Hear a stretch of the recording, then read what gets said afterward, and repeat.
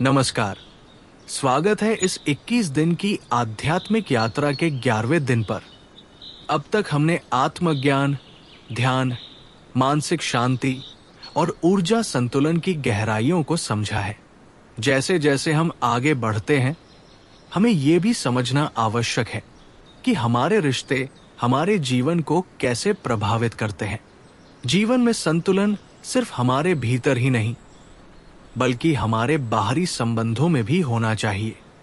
आज हम सीखेंगे कि कैसे अपने संबंधों को संतुलित रखें ताकि हम दूसरों से जुड़े रहें, लेकिन अपनी आत्म संपर्कता और आत्म सम्मान को न खोए। ये यात्रा हमें ये सिखाएगी कि रिश्तों में प्यार और जुड़ाव जरूरी है, लेकिन आत्म सम्मान और व्यक्तिगत सीमाओं को बनाए रखना भी उतना ही महत्वपूर्ण है। रिश्तों में संतुलन क्यों जरूरी है? स्वस्थ मानसिक स्थिति बनाए रखता है। जब हम संतुलित रिश्ते रखते हैं तो हम मानसिक शांति और स्थिरता महसूस करते हैं। भावनात्मक निर्भरता से बचाव।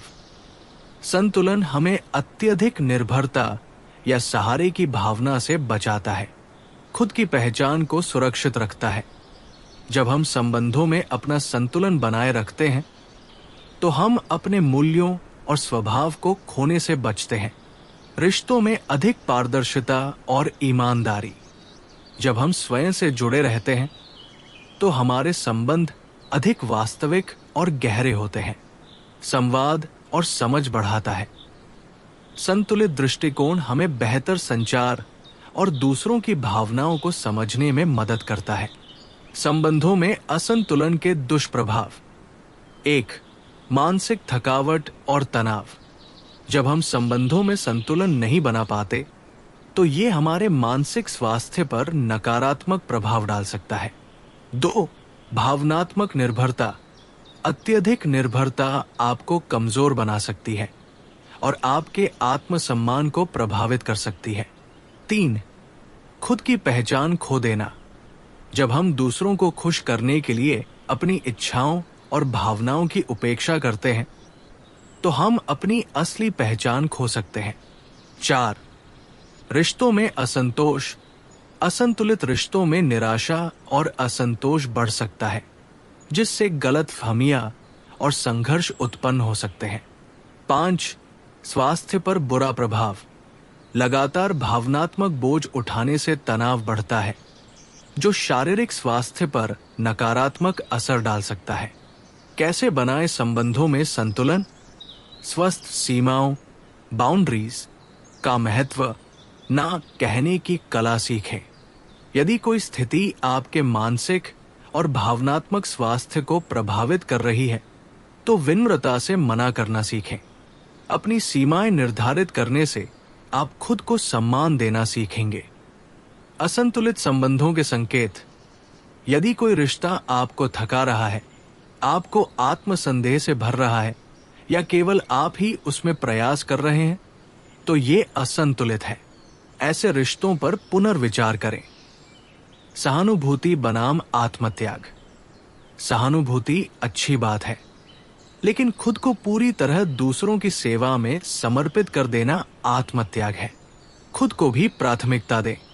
परिवार और मित्रता में संतुलन। व्यक्तिगत समय निकालें और अपने दोस्तों तथा परिवार के साथ बिताए गए समय को संतुलित करें। किसी भी एक पक्ष को अधिक प्राथमिकता देने से असंतुलन उत्पन्न हो सकता है। कार्य और व्यक्तिगत जीवन में संतुलन।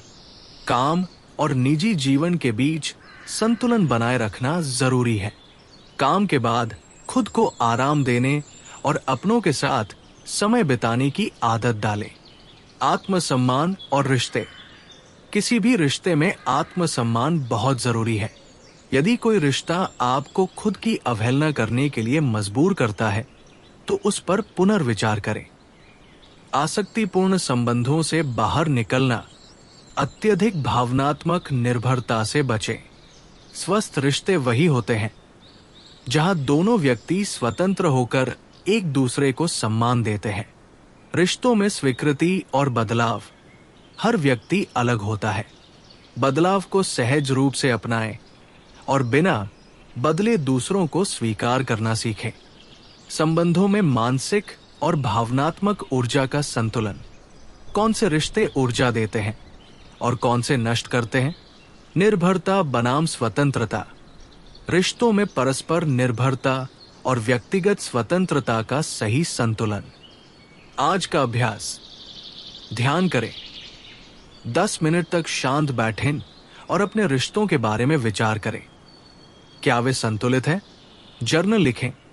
उन रिश्तों की सूची बनाएं जिनमें आपको संतुलन की जरूरत है और कैसे आप इसमें सुधार कर सकते हैं।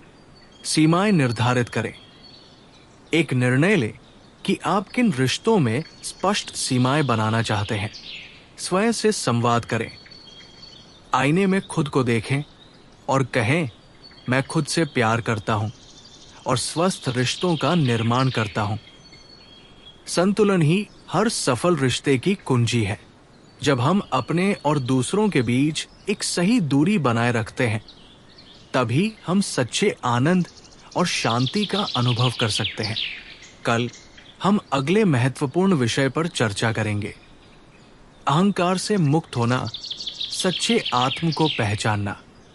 तब तक अपने संबंधों में संतुलन बनाए रखें और स्वयं से जुड़े रहें। हम कल फिर मिलेंगे